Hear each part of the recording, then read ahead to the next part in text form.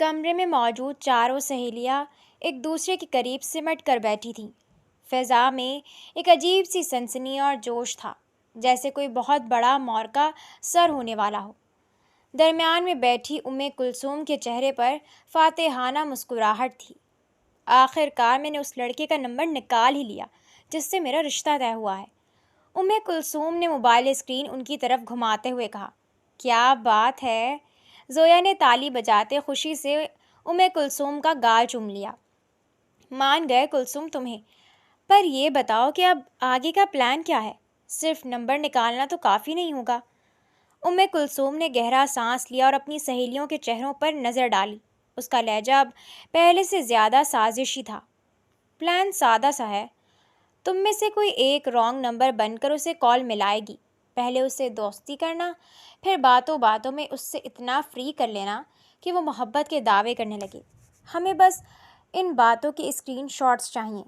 تم اسے فورس کرنا کہ وہ تم سے شادی کرے، تاکہ وہ خود میرے گھر رشتہ ختم کرنے کا کہہ دے، اور جیسے ہی ہمارا کام ہوا تم اسے بلاک کر دینا، بس۔ سہیلیوں کے چہروں پر سوچ بچار کے بادل چھائے تو کلثوم نے اپنی بات کو مزید پختہ کیا۔ اور سنو، اگر وہ رشتہ ختم کرنے پر راضی نہ ہوا تو وہ اسکرین شاٹس کس دن کام آئیں گے؟ میں وہ سب اپنے گھر والوں کو دکھا دوں گی کہ دیکھ لیں آپ کا پسند کیا ہوا ہیرا کتنا شریف ہے۔ وہ خود ہی رشتہ توڑ دیں گے۔ سہیلیوں نے ایک دوسرے کی طرف دیکھا اور پھر ایک ساتھ اسبات میں سر ہلا دیے۔ پلان تو واقعی فل پروف تھا۔ زویا نے تھر تھراتے ہاتھوں سے نمبر ڈائل کرنا شروع کیا۔ کلثوم کا دل اس وقت سینے سے باہر آنے کو تھا۔ اس نے فوراً ہونٹوں پر انگلی رکھی اور سب کو خاموش رہنے کا اشارہ کرتے فون کا اسپیکر آن کر دیا۔ 222 گھنٹی بج رہی تھی، مگر دوسری طرف سے خاموشی تھی۔ سب کی سانسیں رکی ہوئی تھیں۔ پہلا بیل مکمل ہوا مگر کسی نے فون نہیں اٹھایا۔ شاید مصروف ہو، دوبارہ ملاؤ، ایک سہیلی نے سرگوشی کی۔ دوسری بار کال ملائی گئی، پھر تیسری بار، اور پھر چوتھی بار۔ وہی لمبی گھنٹیاں اور پھر فون کا خود بخود کٹ جانا۔ کمرے میں اب جوش کی جگہ اکتاہٹ اور حیرت لینے لگی تھی۔ عجیب انسان ہے، اتنی بیل جا رہی ہیں پر فون اٹھانے کی زحمت ہی نہیں کر رہا۔ زویا نے جھنجھلا کر موبائل صوفے پر پٹخ دیا۔ کلثوم کی پیشانی پر پسینے کے ننھے قطرے نمودار ہوئے۔ پہلی ہی چال الٹی پڑتی محسوس ہو رہی تھی۔ وہ شخص جسے وہ جال میں پھنسانے چلی تھیں وہ تو فون اٹھانے کا بھی روادار نہ تھا۔ شہر کی بلند و بالا عمارت کے آخری فلور پر بنے اس عالی شان کانفرنس ہال میں مکمل خاموشی طاری تھی۔ اے سی کی ہلکی سی تھرتھراہٹ کے سوا وہاں کسی کو سانس لینے کی بھی اجازت نہیں تھی۔ بڑی سی بیضوی میز کے مرکز میں حمین یوسف براجمان تھا، جس کی شخصیت کا رعب دیواروں کو بھی اپنی گرفت میں لیے ہوئے تھا۔ سفید کلف لگی کرسپ شرٹ جس کی آستینیں کوہنیوں تک نفاست سے مڑی ہوئی تھیں، اور کلائی پر بندھی مہنگی برانڈڈ گھڑی اس کے باوقار ذوق کی عکاسی کر رہی تھی۔ گندمی رنگت، گہری سیاہ آنکھیں جن میں بلا کی تیزی تھی، اور تراشی ہوئی داڑھی اس کے چہرے کو ایک خاص مردانہ وجاہت بخش رہی تھی۔ وہ اس وقت سامنے لگی اسکرین پر ڈیٹا کا جائزہ لے رہا تھا، جہاں اس کے ماتھے پر پڑھنے والے 3 واضح بل اس کی شدید ذہنی مصروفیات اور مزاج کی سنجیدگی کا پتہ دے رہے تھے۔ میٹنگ اپنے عروج پر تھی جب اچانک اس کے برابر میں رکھے موبائل نے ارتعاش پیدا کیا۔ حمین کے ماتھے پر ناگواری کی ایک گہری لہر دوڑی۔ اس کے پاس موجود یہ نمبر صرف چند قریبی لوگوں کے پاس تھا، اور وہ سب جانتے تھے کہ آفس کے اوقات میں حمین یوسف کسی کی کال سننا پسند نہیں کرتا، چاہے وہ کتنا ہی خاص کیوں نہ ہو۔ اس نے ایک سرد نگاہ موبائل پر ڈالی اور بنا نمبر دیکھے نہایت بے رخی سے کال میوٹ کر دی اور دوبارہ اسکرین کی طرف متوجہ ہو گیا۔ ابھی 5 منٹ بھی نہ گزرے تھے کہ میز پر رکھا فون دوبارہ جی اٹھا۔ اس بار حمین کے جبڑے بھیج گئے۔ اس نے فون اٹھا کر کال کٹ کی اور اسے الٹا کر کے میز پر رکھ دیا، مگر کال کرنے والا بھی شاید کسی ضدی مٹی کا بنا تھا۔ تیسری بار جب فون کی وائبریشن نے میز کو تھرتھرایا تو میٹنگ میں بیٹھے بورڈ ممبرز نے ایک دوسرے کی طرف سہمی ہوئی نظروں سے دیکھا۔ حمین یوسف کے چہرے کا رنگ اب متغیر ہو چکا تھا۔ اس کے ماتھے کے بل گہرے ہو گئے۔ اس نے جھٹکے سے فون اٹھایا۔ اس کی انگلیاں اسکرین پر غصے سے چلیں اور اگلے ہی لمحے میں فون مکمل آف کر کے دوبارہ میز پر پٹخ دیا۔ جاری رکھیں۔ اس کی اسپاٹ اور گرجدار آواز نے ہال کا سناٹا چیر دیا۔ وہ شخص جو بھی تھا، اس نے آج حمین یوسف کے ماتھے کی شکنوں میں اضافہ کر کے اپنی شامت کو دعوت دے دی تھی۔ کانفرنس روم کے بھاری دروازے ایک جھٹکے سے کھلے اور حمین یوسف اپنے مخصوص رعبدار انداز میں باہر نکلا۔ مینیجر اس کے ساتھ ساتھ قدم ملانے کی کوشش کرتے ہوئے اہم نکات نوٹ کر رہا تھا، جبکہ حمین کی مختصر اور ٹوک ہدایات اس کی پیشہ ورانہ مہارت کا ثبوت تھیں۔ مجھے کل صبح تک اس پروجیکٹ کی فائنل رپورٹ ہر حال میں میز پر چاہیے، حمین نے اسپاٹ لہجے میں کہا اور اپنے آفس کی طرف بڑھ گیا۔ اس کا سیکرٹری فائلیں سینے سے لگائے سائے کی طرح اس کے پیچھے تھا۔ جیسے ہی حمین اپنی آرام دہ کرسی پر بیٹھا، سیکرٹری نے آگے بڑھ کر اس کا آج کا بقیہ شیڈیول بتانا شروع کیا۔ اسی لمحے دروازے پر دستک ہوئی اور آفس بوائے خاموشی سے حمین کی پسندیدہ بلیک کافی میز پر رکھ کر چلا گیا۔ سیکرٹری کی بات مکمل ہوئی تو حمین نے اسے جانے کا اشارہ کیا۔ سیکرٹری مڑا، پھر کچھ یاد آنے پر رک گیا۔ سر، جب آپ میٹنگ میں تھے تو مسٹر فیاض کی بار بار کال آ رہی تھی۔ وہ آج ہی آپ سے ملاقات کے خواہش مند ہیں۔ حمین نے اس بات میں سر ہلایا، مگر سیکرٹری کے جاتے ہی اسے میٹنگ کے دوران آنے والی ان مسلسل کالز کا خیال آیا جس نے اس کے کام میں خلل ڈالا تھا۔ اس کے ماتھے پر ایک بار پھر ناگواری کے بل پڑے۔ اس نے فون آن کیا۔ اسکرین روشن ہوتے ہی مسڈ کالز کا ایک طویل سلسلہ سامنے تھا۔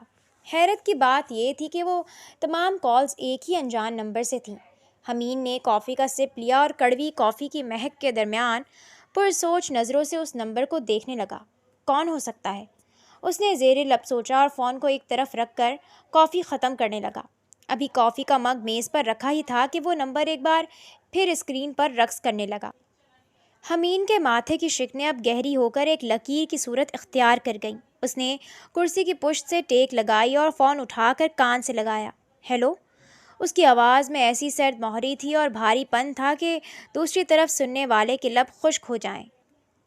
دوسری طرف کمرے میں مایوسی ڈیرے ڈال چکی تھی۔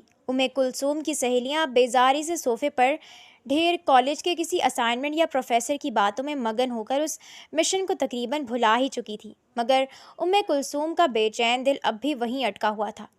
ایک بار اور کال ملا کے دیکھ لو نا، کیا پتہ اب اٹھا لے، کلثوم نے دبی دبی آواز میں فرمائش کی۔ اوہ ہو کلثوم، حد ہوتی ہے ویسے۔ زویا نے غصے سے موبائل پر سے نظریں ہٹا کر اسے دیکھا۔ پہلے یہ دیکھ لو کہ تمہارا یہ ہونے والا شوہر کوئی منسٹر تو نہیں ہے جو اتنے نخرے دکھا رہا ہے کہ محترم نے فون ہی بند کر دیا۔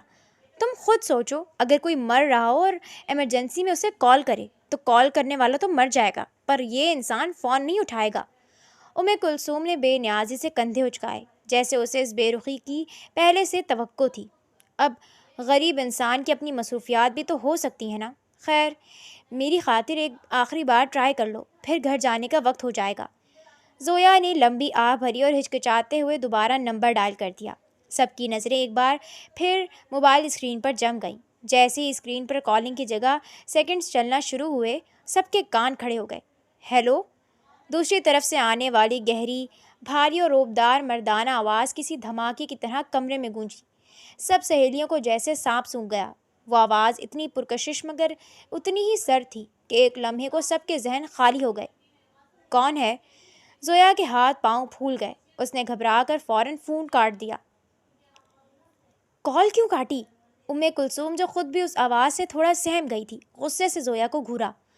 تم نے آواز سنی تھی؟ زویا نے ہانپتے ہوئے کہا۔ مجھے تو پتہ ہی نہیں کہ بات کا آغاز کیسے کروں، اور سچ کہوں تو اب مجھے ڈر لگ رہا ہے۔ وہ آواز سے ہی کوئی بہت تیز غصے والا انسان لگ رہا ہے۔ ارے چھوڑو بھی، دوسری سہیلی نے فوراً لقمہ دیا۔ اس کے لہجے میں طنز تھا۔ یہ جو اوپر سے اتنے سخت اور مغرور نظر آتے ہیں نا، اندر سے سب سے بڑے ٹھڑکی اور چھچورے یہی لوگ ہوتے ہیں۔ ابھی دیکھنا کیسے پگھلتا ہے یہ آئرن مین۔ کلثوم نے سب کو ہاتھ کے اشارے سے خاموش کروایا۔ تم دوبارہ کال ملاؤ، اور سنو، اس بار رانگ نمبر بن کر کہنا کہ مجھے ثنا سے بات کرنی ہے۔ ظاہر ہے وہ کسی ثنا کو نہیں جانتا ہوگا۔ جب وہ کہے گا کہ کون ثنا، تو کہنا کہ یہ نمبر تو مجھے ثنا نے ہی دیا تھا۔ آپ کون ہیں؟ کیا ثنا کے بھائی بات کر رہے ہیں؟ بس اس طرح بات کا رخ موڑنا۔ باتوں باتوں میں وہ خود ہی فری ہو جائے گا۔ زویا نے ایک بار پھر نمبر ڈائل کیا۔ دوسری طرف سے کال اٹھا لی گئی، مگر اس بار حمین خاموش رہا۔ وہ شاید بول کر اپنی توانائی ضائع نہیں کرنا چاہتا تھا۔ ہیلو، مجھے ثنا سے بات کرنی ہے، زویا نے کلثوم کے سکھائے ہوئے سبق پر عمل کرتے کہا۔ Wrong number. دوسری طرف سے وہی اسپاٹ اور برف جیسی ٹھنڈی آواز آئی۔ حمین فون کاٹنے ہی والا تھا کہ زویا دبا دبا چلائی، ویٹ، پلیز کال نہیں کاٹیے گا۔ حمین کا ہاتھ رک گیا۔ اس نے فون دوبارہ کان سے لگایا۔ بات یہ ہے کہ مجھے یہ نمبر ثنا نے ہی دیا تھا۔ کیا آپ ثنا کو جانتے ہیں؟ شاید آپ اس کے بھائی ہیں۔ زویا نے ایک ہی سانس میں کلثوم کی پڑھائی ہوئی پٹی رٹ ڈالی۔ آفس میں بیٹھے حمین نے اپنا ماتھا ہلکا سا مسلا۔ اس کا چہرہ کسی تاثر سے عاری تھا۔ میں کسی ثنا کو نہیں جانتا، رانگ نمبر ہے یہ، اس نے دو ٹوک انداز میں کہا اور جواب کا انتظار کیے بغیر کھڑاک سے فون بند کر دیا۔ کمرے میں ایک بار پھر موت جیسی خاموشی چھا گئی۔ سب سہیلیاں ایک دوسرے کا منہ تکنے لگیں۔ باپ رے، یہ تو بہت ہی سخت اور اکھڑ مزاج لڑکا لگتا ہے، ایک سہیلی نے جھجھلی لے کر کہا۔ ارے کوئی سخت وقت نہیں ہے بھائی، بس شروع میں تھوڑے نخرے دکھا رہا ہے، دوسری سہیلی نے فوراً جواب دیا۔ اگر یہ اتنا ہی شریف اور پارسا ہے تو اس نے اب تک نمبر بلاک کیوں نہیں کیا؟ سیدھی سی بات ہے، اسے بھی تجسس ہو رہا ہے۔ زویا، تم ہمت مت ہارو، دوبارہ کال ملاؤ۔ زویا ایک بار پھر پرجوش ہو گئی۔ ہاں، تم ٹھیک کہہ رہی ہو، بلاک نہ کرنا ہی اس بات کا ثبوت ہے کہ دال میں کچھ کالا ہے۔ کلثوم خاموشی سے یہ سب دیکھ رہی تھی، مگر اس کا دل خوف سے مسلسل دھڑک رہا تھا۔ زویا کے انگوٹھے نے ایک بار پھر کال کے بٹن کو چھوا۔ حمین کی انگلیاں بڑی تیزی سے ایک جدید ٹریکر ایپ پر چلنے لگیں۔ یہ کوئی عام سافٹ ویئر نہیں تھا، بلکہ جدید ٹیکنالوجی سے لیس ایک ایسا ٹریکر تھا جو لمحوں میں ڈیٹا نکال لیتا تھا۔ اسکرین پر چند سیکنڈز کے لیے کچھ کوڈز لہرائے اور پھر ایک پروفائل جگمگانے لگی، زویا فیصل۔ نیچے اس کی مکمل کال ہسٹری، سوشل میڈیا لنکس اور موجودہ لوکیشن کا نقشہ کسی کھلی کتاب کی طرح موجود تھا۔ ابھی وہ تفصیلات کا جائزہ لے ہی رہا تھا کہ وہی نمبر ایک بار پھر اسکرین پر رقص کرنے لگا۔ حمین کے چہرے کے تاثرات اب کرختگی کی انتہا کو چھو رہے تھے۔ اس نے کال پک کی، مگر اس بار زویا کو بات شروع کرنے کا موقع ہی نہیں دیا۔ فرمائیے زویا فیصل صاحبہ، کس لیے بار بار کال کر کے مجھے تنگ کر رہی ہیں؟ دوسری طرف زویا کے ہاتھ سے موبائل چھوٹتے چھوٹتے بچا۔ اس سے پہلے کہ وہ کچھ کہتی، حمین کا لہجہ مزید سخت ہو گیا۔ اگر آپ کو مجھ سے بات کرنے کا اتنا ہی شوق ہے تو بتائیے، میں خود آپ کے گھر آ جاتا ہوں۔ ویسے بھی آپ اس وقت نارتھ ناظم آباد کے فیز 6 بلاک سی کے مکان میں موجود ہیں نا؟ کمرے میں موجود چاروں سہیلیوں کے چہرے کے رنگ ایسے اڑے جیسے کسی نے ان کے سر پر ٹھنڈا پانی ڈال دیا ہو۔ سب کو سانپ سونکھ گیا۔ زویا کی تو آواز ہی گلے میں پھنس کر رہ گئی۔ آپ مجھے کیسے جانتے ہیں؟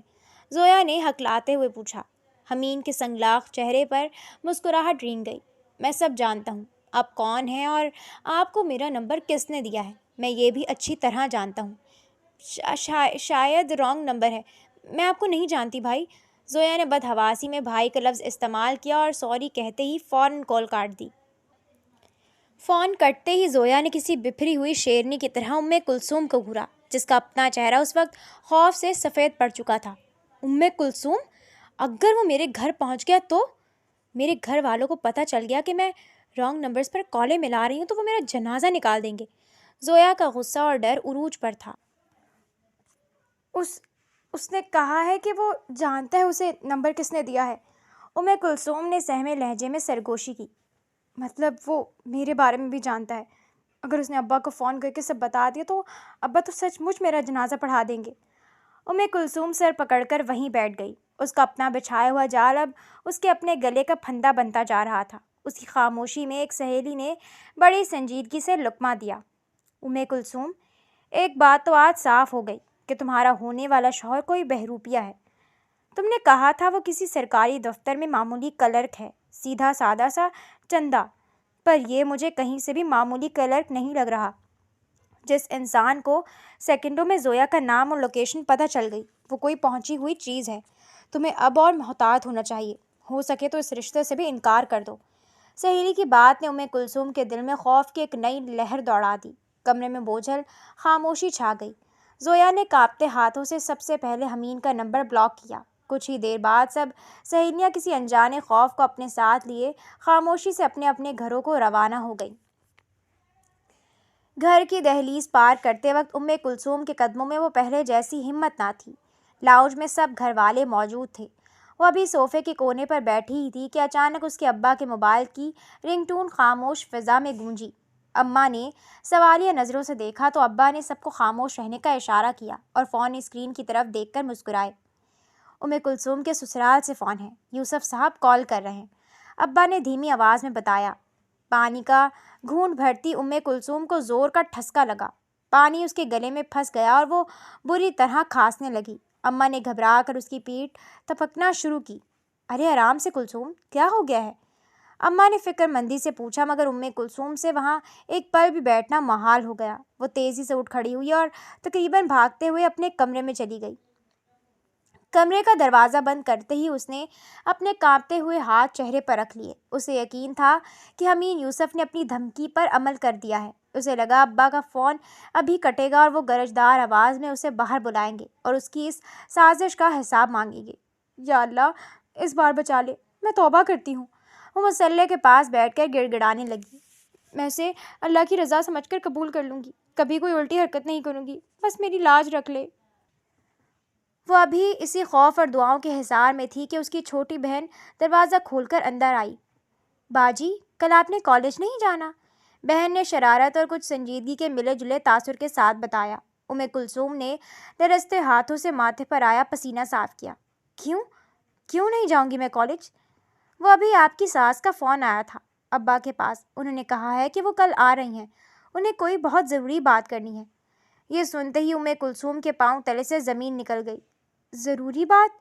ان دو لفظوں نے اسے ساکت کر دیا۔ اسے لگا حمین نے براہ راست شکایت کرنے کے بجائے اپنی ماں کو ثبوتوں کے ساتھ بھیج دیا ہے۔ وہ مستقل تسبیح پڑھنے لگی۔ اس کی جان پر بن آئی تھی کہ بس کسی طرح یہ رات گزر جائے اور اس کی اس نادانی کا علم کسی کا نہ ہو۔ کالی چمکتی ہوئی لگژری گاڑی جیسے ہی یوسف مینشن کے بھاری آہنی گیٹ سے اندر داخل ہوئی، وہاں تعینات ملازمین الرٹ ہو گئے۔ حمین نے گاڑی پورچ میں روکی اور باہر نکلتے ہی اپنا کوٹ کندھے پر ڈالا۔ ملازم نے آگے بڑھ کر سلام کیا، مگر حمین نے ہمیشہ کی طرح صرف سر کے اشارے سے جواب دیا۔ وہ اندرونی ہال کی طرف بڑھ رہا تھا کہ لان میں آرام کرسی پر بیٹھے اپنے دادا یوسف صاحب پر اس کی نظر پڑی۔ حمین کے چہرے کی تمام سختی جو آفس میں تھی ایک دم مدھم پڑ گئی اور لبوں پر نہایت نرم اور احترام بھری مسکراہٹ نمودار ہوئی۔ وہ قدم بڑھاتا ان کے قریب پہنچا۔ دادا جان، آپ ابھی تک جاگ رہے ہیں؟ اس نے ان کے برابر بیٹھتے پوچھا۔ کچھ دیر ادھر ادھر کی اور بزنس کی باتیں ہوتی رہیں، جن میں دادا جان اس کی کامیابی پر فخر کا اظہار کرتے رہے، مگر پھر اچانک انہوں نے موضوع بدل دیا۔ ان کی تجربہ کار آنکھوں نے حمین کے چہرے کا طواف کیا۔ حمین، شادی کا کیا ارادہ ہے؟ حمین کے چہرے پر ایک پل کو کوفت کے سائے لہرائے۔ تم جو بھی کر رہے ہو حمین، وہ صحیح نہیں ہے، دادا جان نے فکر مندی سے کہا۔ تم بدلے اور انتقام کی اس آگ میں خود کو جلا ڈالو گے، تمہیں کچھ بھی حاصل نہیں ہوگا سوائے اذیت کے۔ میں اس اذیت میں خوش ہوں دادا جان، مجھے وہ خوشی نہیں چاہیے جو آپ میرے لیے چاہتے ہیں۔ یہ کہتے ہی اس نے اٹھنے کی کوشش کی، مگر دادا جان نے تیزی سے اس کی کلائی پکڑ لی۔ حمین رک گیا۔ کیا میں اس لڑکی کا نام جان سکتا ہوں جس کی وجہ سے تم نے خود کو ایک حصار میں قید کر لیا ہے، جس کو برباد کرنے کے لیے تم خود کو برباد کر رہے ہو؟ حمین نے نہایت خاموشی سے نفی میں سر ہلا دیا۔ نہیں، میں جانتا ہوں اگر میں نے نام بتایا تو آپ اس کے گھر تک پہنچ جائیں گے، اس لیے اس بات کو یہیں رہنے دیں۔ دادا جان نے افسوس سے اسے دیکھا۔ وہ اپنے پوتے کی ضد سے اچھی طرح واقف تھے۔ حمین نے جھک کر نہایت عقیدت سے ان کے ماتھے پر پیار کیا اور دھیمے لہجے میں بولا، آپ میری خوشیوں کے لیے پریشان نہ ہو دادا جان، میں نے بہت سوچ سمجھ کر اپنی زندگی کے لیے یہ راستہ چنا ہے۔ حمین مڑا اور لمبے ڈگ بھرتا مینشن کے اندر چلا گیا، جبکہ دادا جان وہیں بیٹھے افسوس سے تاروں بھرے آسمان کی جانب دیکھنے لگی۔ اگلے دن کا سورج کلثوم کے لیے کسی کڑے امتحان سے کم نہ تھا۔ کمرے میں بند وہ کسی قیدی کی طرح چکر کاٹ رہی تھی۔ اسے یقین تھا کہ ابھی کوئی چیخنے کی آواز آئے گی یا اماں غصے میں کمرے کا دروازہ کھولیں گی۔ تقریباً 1 گھنٹے بعد جب باہر سے گاڑی کے اسٹارٹ ہونے اور رخصت کرنے کی آوازیں آئیں تو کلثوم نے بمشکل ہمت جمع کی اور دبے قدموں باہر نکلی۔ اماں، کیا بات کی انہوں نے؟ اس نے سہمے لہجے میں پوچھا۔ اماں نے مڑ کر اسے دیکھا اور مسکراتے ہوئے اسے اپنے سینے سے لگا لیا۔ صدقے جاؤں کلثوم، وہ لوگ تو شادی کی تاریخ لینے آئے تھے۔ کلثوم کا منہ کھلے کا کھلا رہ گیا۔ اس نے جھٹکے سے خود کو اماں کی گرفت سے آزاد کرایا۔ کیا تاریخ؟ پر کیوں اماں؟ اتنی جلدی کیوں؟ ابھی تو رشتہ طے ہوئے چند دن ہی ہوئے ہیں۔ اماں نے اس کے ماتھے سے بال ہٹائے۔ بیٹا، تمہاری پھوپھی ساس کی طبیعت بہت خراب ہے۔ وہ چاہتی ہیں کہ اپنی زندگی میں یہ خوشی دیکھ لیں، اس لیے وہ لوگ جلدی شادی کرنا چاہتے ہیں۔ تمہارے ابا اور مجھے بھی کوئی اعتراض نہیں ہے، آخر نیک کام میں دیر کیسی؟ پر اماں، میری پڑھائی، ابھی تو میرا سیمسٹر چل رہا ہے۔ کلثوم نے آخری احتجاجی وار کیا۔ ارے تو کس نے کہا ہے کہ پڑھائی چھوڑ دو؟ اماں نے تسلی دی۔ لڑکے والوں کو کوئی اعتراض نہیں ہے، انہوں نے خود کہا ہے کہ شادی کے بعد تم اپنی تعلیم جاری رکھ سکتی ہو۔ بس بیٹا، سب طے پا گیا ہے، اگلے مہینے کی تاریخ پکی ہو گئی ہے۔ کلثوم جیسے پتھر کی ہو گئی۔ اسے وہ تمام دعائیں یاد آئیں جو اس نے کل رات مانگی تھیں کہ یا اللہ بس اس بار بچا لے، میں رشتہ قبول کر لوں گی۔ اسے کیا معلوم تھا کہ قدرت اتنی جلدی اس کے لفظوں کو پکڑ لے گی۔ رات کا آخری پہر تھا، جب سارا گھر گہری نیند کے آغوش میں تھا۔ کلثوم اپنے کمرے میں مصلے پر بیٹھی سسک رہی تھی۔ یا اللہ، میں نے تو کبھی یہ نہیں مانگا تھا۔ اس نے ہچکیاں لیتے ہوئے اپنے ہاتھ پھیلا دیے۔ میں یہ شادی نہیں کرنا چاہتی، میرے خواب تو کچھ اور تھے۔ مجھے یہ کچی دیواریں اور محدود زندگی نہیں چاہیے تھی۔ اس نے بچپن سے کہانیوں کے شہزادوں کے خواب دیکھے تھے۔ اسے لگا تھا اس کا جیون ساتھی کوئی ایسا ہوگا جس کے پاس بڑی سی چمکتی گاڑی ہوگی، جو اسے بیرون ملک کی حسین وادیوں کی سیر کرائے گا، جس کا گھر کسی محل سے کم نہ ہوگا، جہاں اسے ہر آسائش میسر ہوگی۔ وہ غربت اور تنگی سے دور ایک شہزادی جیسی زندگی چاہتی تھی۔ پر میرے گھر والے جہاں میری شادی کر رہے ہیں وہ تو غریب ہے۔ یا اللہ، وہ تو شاید ہم سے بھی زیادہ تنگ دست ہے۔ میری ضرورتیں پوری کرے گا یا میرے خواب؟ اس کا دل سوچ سوچ کر مزید بیٹھ رہا تھا۔ رونے سے اس کا سینہ بوجھل ہو چکا تھا۔ اس نے اپنے رب سے معجزہ مانگا تھا۔ اسے یقین تھا کہ صرف وہی ہے جو پل بھر میں تقدیر بدل سکتا ہے۔ اس نے اپنی سسکیاں ضبط کیں اور نہایت عقیدت سے سورہ توبہ کی آخری آیت کا ورد شروع کر دیا۔ حسبی اللہ لا الہ الا هو علیہ توکلت وہو رب العرش العظیم۔ وہ اس آیت کو بار بار دہراتی رہی۔ وہ ایک ایسے معجزے کی طلبگار تھی جو اس رشتے کو ختم کر دے یا اس کی زندگی کو اس کے خوابوں کے مطابق ڈھال دے۔ اسے کیا معلوم تھا کہ جس معجزے کی وہ دعا مانگ رہی ہے وہ کس حد تک پورا ہونے والا ہے۔ اس کی زندگی میں شہزادہ ہی آنے والا تھا، مگر دیر سے۔ حمین یوسف کی حقیقت اس کے تمام خوابوں سے کہیں زیادہ بڑی ہے۔ کلثوم کی دعاؤں کی تپش اور آنسوؤں کی شدت کے باوجود وقت کی بے رحم رفتار کم نہ ہوئی اور آخرکار نکاح کا دن آ پہنچا۔ گھر کی روایت کے مطابق نکاح رخصتی سے ایک ہفتہ پہلے رکھا گیا تھا۔ پورے گھر میں گہما گہمی تھی، مگر دلہن کے لباس میں ملبوس کلثوم کا وجود کسی برف کی طرح ٹھنڈا پڑ چکا تھا۔ اسے تیار کر کے جب سب کے درمیان لایا گیا تو نکاح سے عین قبل وہ واش روم کے بہانے اپنے کمرے میں بھاگی۔ اس کا منت کا روزہ تھا، ہونٹ پیاس سے خشک تھے۔ اس نے بھاری جوڑے میں ہی جائے نماز بچھائی اور 2 رکعت نماز حاجت شروع کر دی۔ یا اللہ، میرا یقین نہیں ٹوٹنے دینا، کوئی معجزہ کر دے کہ یہ نکاح رک جائے۔ وہ سجدے میں گر کر دعائیاں دینے لگی۔ اسے اب بھی پورا بھروسہ تھا کہ اس کی مخلصانہ دعائیں عرش کو ہلا دیں گی۔ وہ ایک عجیب سے سکون اور پختہ یقین کے ساتھ مصلے سے اٹھی کہ اب بس کوئی معجزہ ہونے ہی والا ہے۔ جب وہ باہر آئی اور اپنے بابا کے برابر میں آ کر بیٹھی تو قاضی صاحب نے نکاح کے بول پڑھنا شروع کیے۔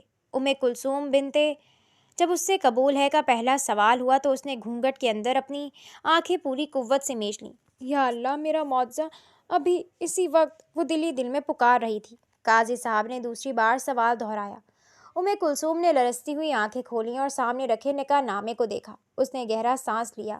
اے میرے رب، میں نے معجزہ مانگا تھا اور مجھے یقین ہے کہ تو نے کر دیا ہے، پر شاید وہ مجھے ابھی نظر نہیں آ رہا، کیونکہ میں تیری حکمت نہیں جانتی۔ اگر تیری رضا اسی میں ہے تو میں تیری رضا پر راضی ہوں۔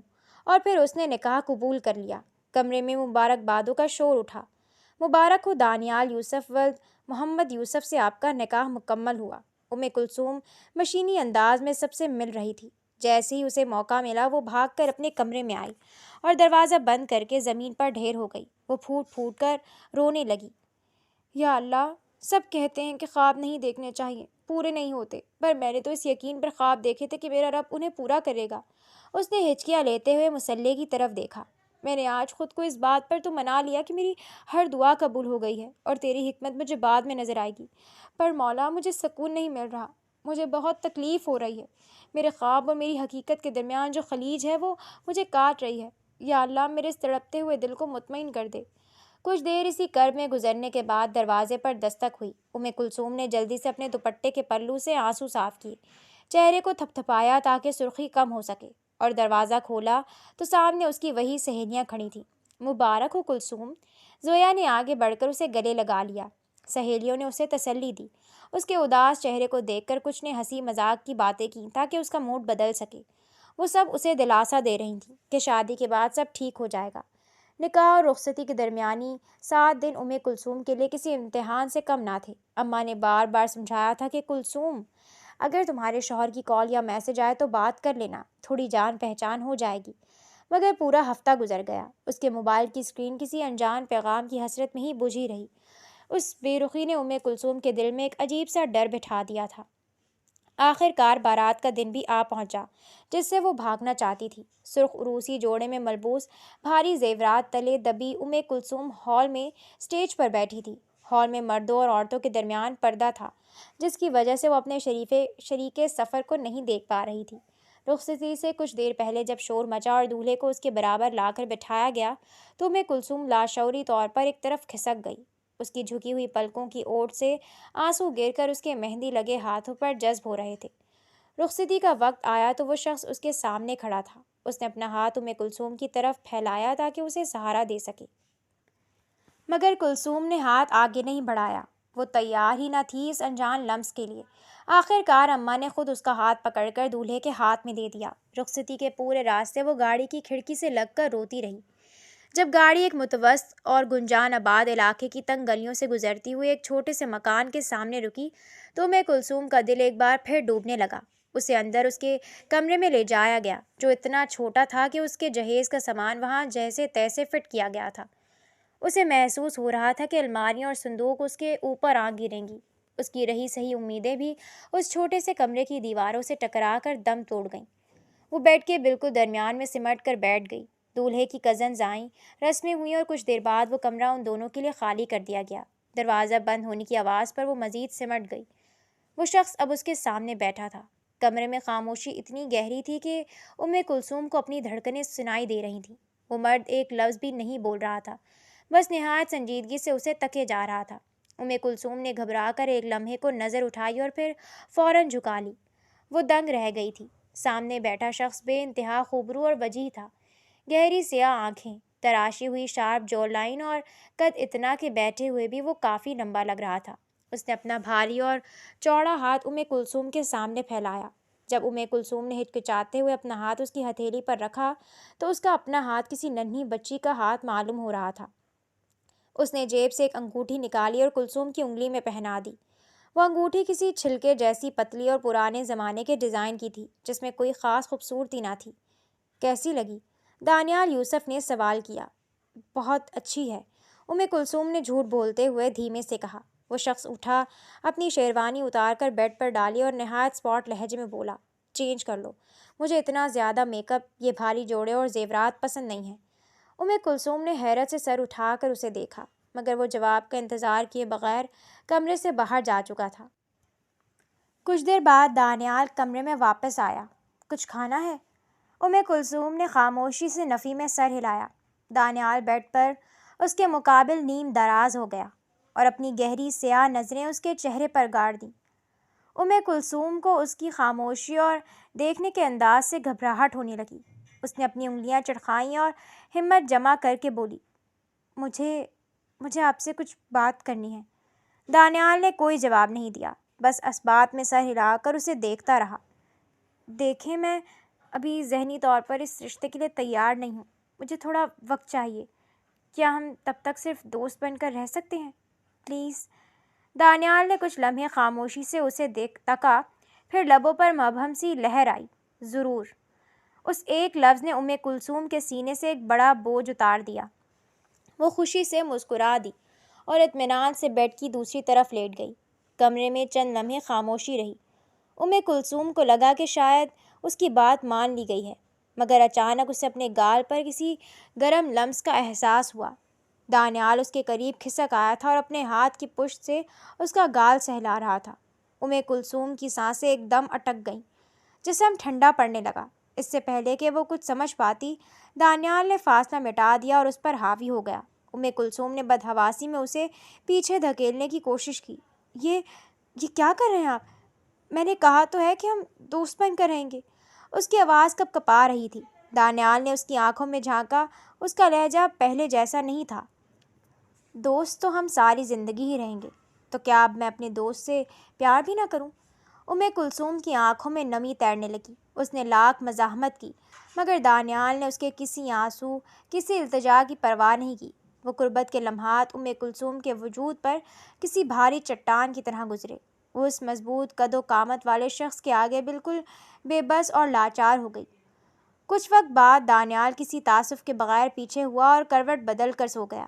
جلد ہی اس کی گہری اور پرسکون سانسوں کی آواز کمرے میں گونجنے لگی، جبکہ کلثوم کا پورا وجود لرز رہا تھا۔ وہ بیڈ سے اٹھی اور کمرے کے کونے میں پڑی کرسی پر ڈھیر ہو کر ہچکیاں لینے لگی۔ یہ میرا معجزہ نہیں ہو سکتا۔ اللہ تعالیٰ، اب اس شخص سے چھٹکارا مانگنا گناہ ہوگا، پر مجھ سے نہیں رہا جا رہا۔ میرا معجزہ کر دیں پلیز۔ وہ تمام رات اس شخص کی پشت کو دیکھتی سسکتی رہی۔ اسے اپنی پاکیزگی اور اپنے خواب پامال ہوتے محسوس ہو رہے تھے۔ صبح کے قریب اس کی آنکھ لگی، مگر 2-3 گھنٹے بعد ہی دانیال نے اسے جگا دیا۔ اٹھو، فریش ہو جاؤ، تمہارے گھر والے ناشتہ لے کر آ رہے ہیں۔ کلثوم بوجھل قدموں سے اٹھی اور الماری کی طرف بڑھی تو دانیال نے پہلے سے نکالے ہوئے کپڑے بیڈ پر رکھ دیے۔ میں نے تمہارے کپڑے نکال دیے ہیں، یہی پہن لو۔ گھر والوں کے آنے سے پہلے وہ کسی مشینی انداز میں تیار ہوئی۔ جب اس کے والدین اور بہن بھائی آئے تو دسترخوان پر دانیال کا روپ بالکل بدلا ہوا تھا۔ وہ سب سے مسکرا کر بات کر رہا تھا، ابا کے سوالوں کے تمیز سے جواب دے رہا تھا، جیسے رات کچھ ہوا ہی نہ ہو۔ کلثوم نے زہر مار چند لمحے لقمے حلق سے اتارے۔ ناشتے کے بعد جب کلثوم کے گھر والوں نے اسے پہلے پھیرے کے لیے ساتھ لے جانے کی اجازت مانگی تو دانیال نے شرافت سے سر ہلا دیا۔ وہ اپنے گھر والوں کے ساتھ واپس جا رہی تھی۔ رات کی سیاہی پھیلتے ہی دانیال کلثوم کو لینے سسرال پہنچ گیا۔ کلثوم جو ابھی پچھلی رات کے کرب سے باہر بھی نہیں نکل پائی تھی، واپسی کا سن کر ہی لرز اٹھی، مگر اسے محسوس ہوا کہ آج دانیال کے رویے میں وہ کل والی سختی اور اسپاٹ پر نہیں تھا۔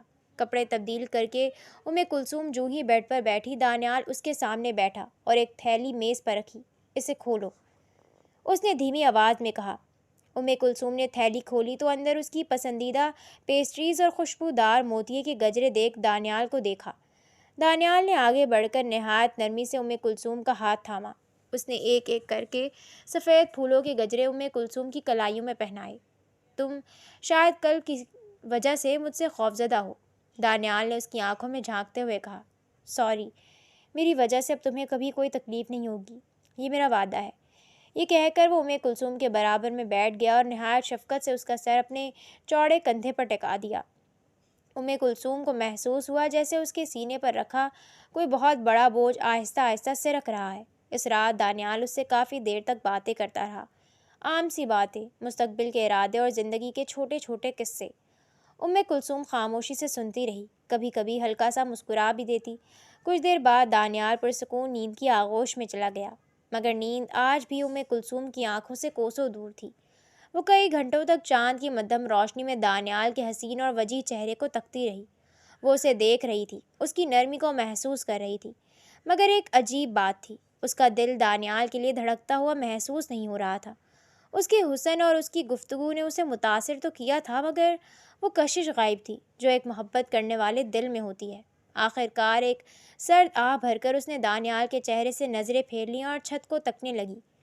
ولیمے کی رنگینیوں میں دانیال کا رویہ کسی خوشنما سراب کی طرح تھا، مگر جیسے ہی تقریب ختم ہوئی، کلثوم کے خوابوں کی کرچیاں اس کے پاؤں میں چبھنے لگیں۔ شادی کے تیسرے دن ہی ساس کے سخت تیور واضح ہو گئے۔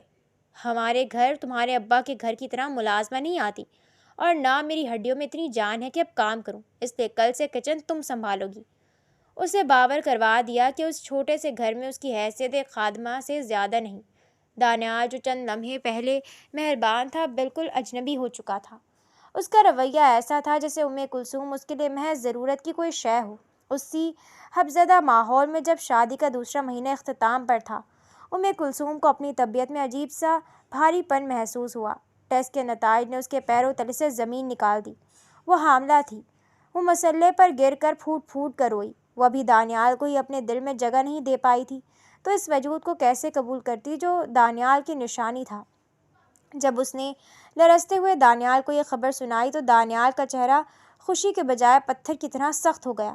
میں میڈیسن لا دوں گا، وہ کھا لینا، یہ حمل ختم ہو جائے گا، اس نے اتنی بے رحمی سے کہا جیسے کسی معمولی مسئلے کی بات کر رہا ہو۔ کیا آپ چاہتے ہیں میں اپنے بچے کو مار دوں؟ کلثوم چیخ پڑی۔ تم بھی ابھی اس کے لیے تیار نہیں ہو اور میں بھی نہیں۔ کس قسم کے انسان ہیں آپ؟ میں یہ گناہ ہرگز نہیں کروں گی، چاہے آپ کی اور میری مرضی کے خلاف ہی کیوں نہ ہو۔ اس نے پہلی بار آواز بلند کی تھی۔ اگر وہ رکی تھی تو دانیال اسے حوصلہ بھی تو دے سکتا تھا۔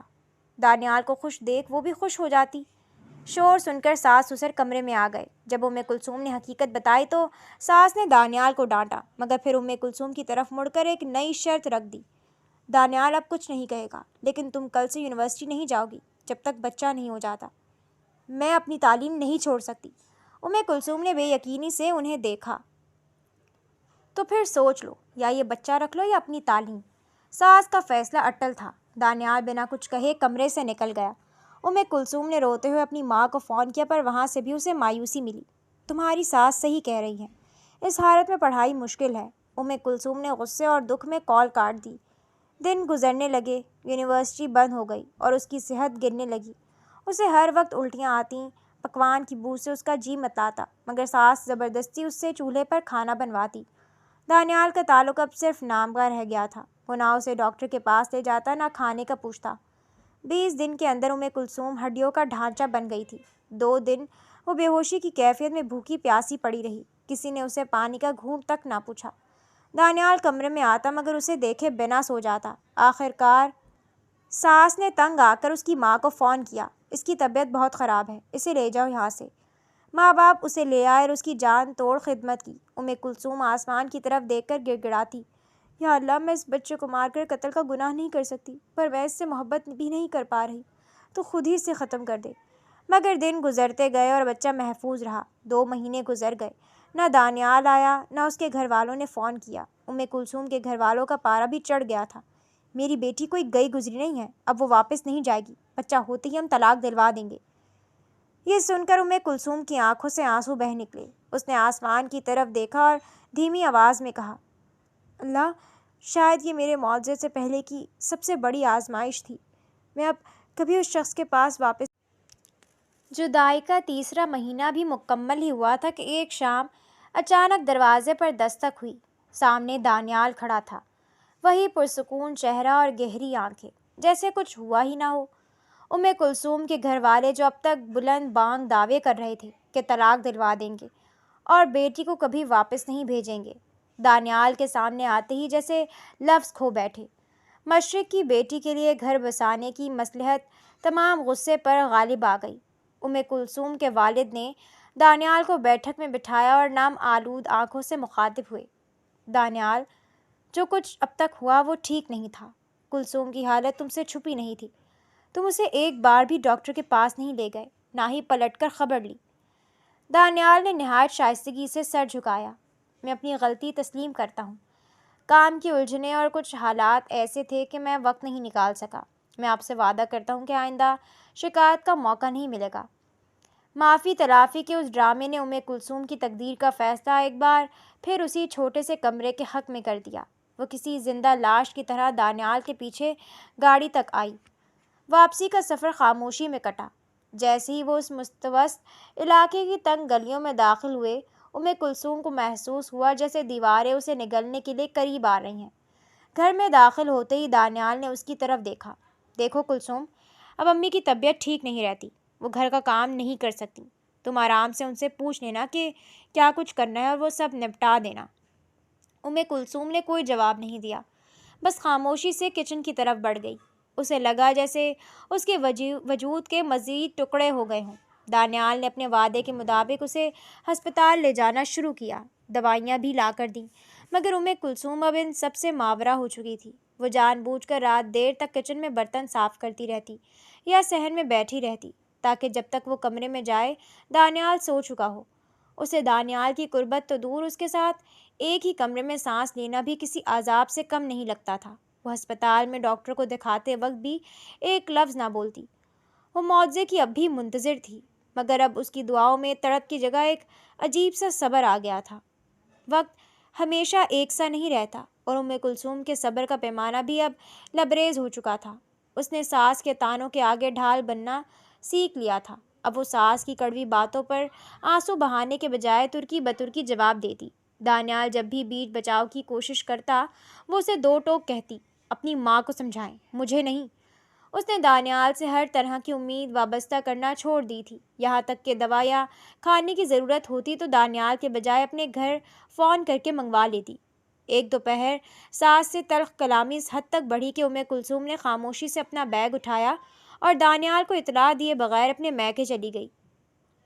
شام کو جب دانیال کا فون آیا تو اس کا لہجہ برف سا تھا۔ اس نے کلثوم کی ماں سے مختصر کہا، اب کلثوم کو واپس نہیں بھیجے گا، میں اب اسے نہیں لے جاؤں گا، اور رابطہ منقطع کر دیا۔ کلثوم نے گھر والوں کے سامنے اپنا دل کھول کر رکھ دیا۔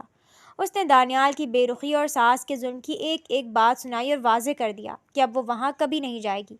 گھر والوں نے بھی اس کی حالت دیکھ کر فیصلہ کر لیا کہ اب رشتہ ختم ہی کر دینا بہتر ہے۔ 7واں مہینہ شروع ہوا تو کلثوم کے وجود میں پلنے والی ننھی جان نے اپنی موجودگی کا احساس دلانا شروع کیا۔ بچے کی ہلچل نے کلثوم کے پتھر ہوتے دل کو موم کر دیا۔ اسے پہلی بار دانیال کی یاد آنے لگی۔ وہ سوچتی، میرا معجزہ تو شاید طلاق ہو، پر اس بچے کا کیا قصور ہے؟ کیا اسے باپ کے بغیر جینا پڑے گا؟ اس کا دل دانیال کی طرف غیر محسوس طریقے سے کھنچنے لگا۔ اس نے پہلی بار معجزے کے بجائے اللہ سے بہتری کی دعا مانگی، یا اللہ، جو میرے اور میرے بچے کے حق میں بہتر ہو وہی کر دے۔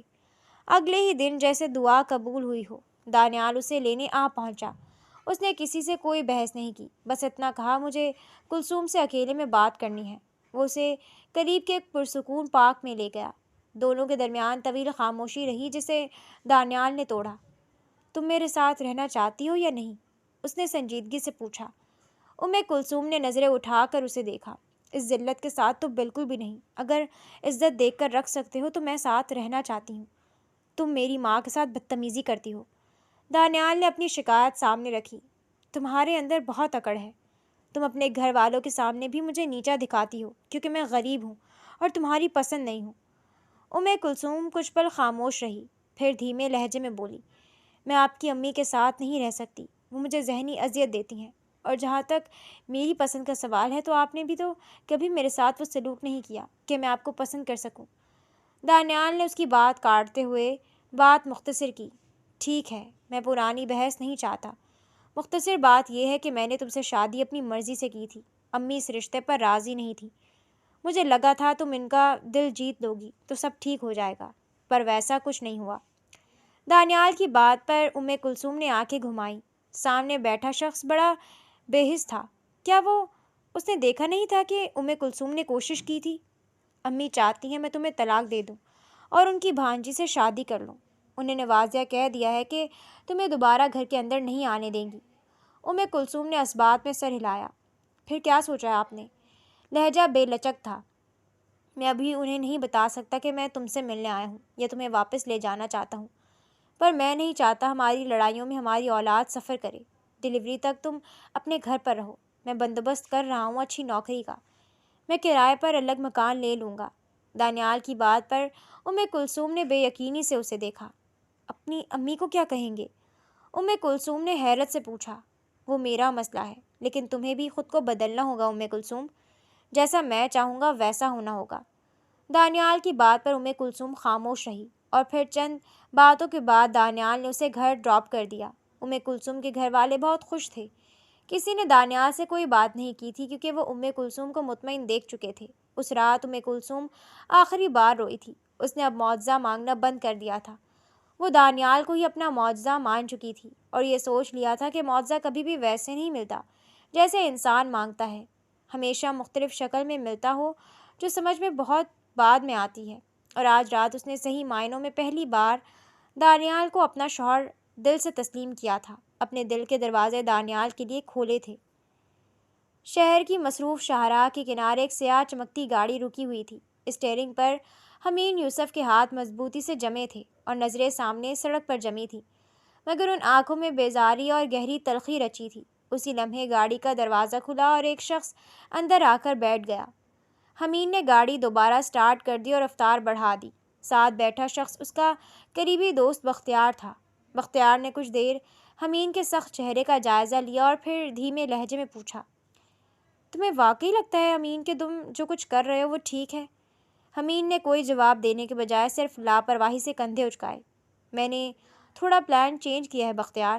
میں نے سوچا ہے کہ اگر کسی کو اذیت دینی ہو تو ایسی دو کہ وہ نہ مر سکے اور نہ ہی جی سکے۔ کچھ ایسا ہی میں اس لڑکی کے ساتھ کروں گا۔ اس نے اسٹیئرنگ پر اپنی گرفت مزید مضبوط کر لی، جیسے وہ کسی کا گلا گھونٹ رہا ہو۔ جانتے ہو بختیار، میں نے آج تک کسی کو اتنی شدید محبت کرتے نہیں دیکھا جتنی اپنے چھوٹے بھائی کو کرتے دیکھا تھا۔ وہ پاگل تھا اس کے لیے، وہ کیا کچھ کر گیا اس لڑکی کی محبت میں، پر اس لڑکی کو ذرا رحم نہیں آیا۔ میں نہیں جانتا کہ اس نے میرے بھائی میں کیا کمی دیکھی تھی جو اسے اس طرح دھتکارا کہ وہ یہ دکھ نہیں سہ سکا اور مر گیا۔ حمین کی آواز میں لرزش تھی، اس کی آنکھوں میں اپنے بھائی کی موت کا منظر گھوم گیا۔ اس دن مجھے ایک بات سمجھ آ گئی بختیار، کہ اگر محبت سچی ہو تو جان لے کر چھوڑتی ہے۔ اب اسے معلوم ہوگا کہ جس محبت کا اس نے مذاق اڑایا تھا اس کی قیمت کتنی بھاری ہوتی ہے۔ میں اس لڑکی کو اپنی محبت میں ایسے ہی دیوانہ کروں گا جیسے میرا بھائی ہوا تھا۔ حمین نے الفاظ کو دانتوں تلے پیستے ہوئے کہا، جب اس کے پور پور میں میری محبت رچ بس جائے گی، جب اس کی کائنات کا محور صرف میں بن جاؤں گا، تب میں اسے جیتے جی مرنے کے لیے چھوڑ دوں گا۔ میں اسے اس خلا میں لا پھینکوں گا جہاں سے واپسی کا کوئی راستہ نہیں ہوگا۔ بختیار نے تعصب سے اپنے چہرے پر ہاتھ پھیرا۔ وہ حمین کی ذہنی کیفیت دیکھ کر پریشان تھا۔ حمین، ان سب باتوں کے لیے، اس بدلے کے لیے یہ سب کرنا ضروری نہیں جو تم کر رہے ہو۔ یہ سب کسی اور طریقے سے بھی کر سکتے ہو۔ بختیار نے اسے سمجھانے کی آخری کوشش کی۔ کھیل لمبا ہوگا بختیار، پر اس کا نتیجہ اتنا ہی بہترین ہوگا۔ تم فکر مت کرو، میں جانتا ہوں کہ زخم کہاں لگانا ہے جو ساری زندگی رستا رہے۔ کچھ دیر گاڑی میں بوجھل خاموشی طاری رہی، صرف انجن کی آواز سنائی دے رہی تھی۔ اور اگر ان سب کے درمیان تمہیں اس لڑکی سے محبت ہو گئی تو؟ حمین نے زوردار طنزیہ کہہ کر لگایا، تم ابھی میری نفرت کی شدت سے واقف نہیں ہو بختیار، ورنہ یہ فضول سوال کبھی نہیں کرتے۔ میرے بھائی کی لاش کا وہ منظر میری آنکھوں سے کبھی اوجھل نہیں ہوتا، اور جب تک وہ منظر زندہ ہے میرے دل میں محبت جیسی کسی چیز کی کوئی گنجائش نہیں ہے۔ اس نے جھٹکے سے گاڑی کی رفتار کم کی اور موضوع بدلنے کے انداز میں بولا، خیر چھوڑو اس لڑکی کو، ابھی ہم ایک ضروری سائٹ وزٹ کرنے جا رہے ہیں۔ مجھے اس پروجیکٹ کی رپورٹ آج ہی فائنل کرنی ہے۔ حمین نے اپنی جذباتی کیفیت کو جھٹکا اور